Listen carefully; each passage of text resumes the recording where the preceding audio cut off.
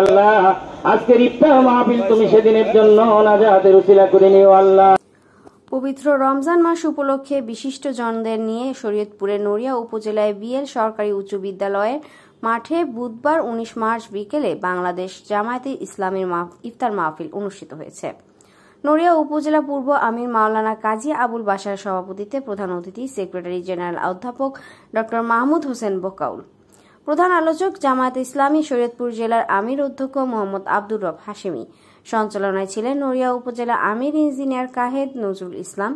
এ সময় উপস্থিত ছিলেন জেলা ও উপজেলার আমির সহ বিভিন্ন ইউনিয়নের সভাপতি ও সেক্রেটারি ও নড়িয়া উপজেলার বিশিষ্টজনেরা উপস্থিত ছিলেন।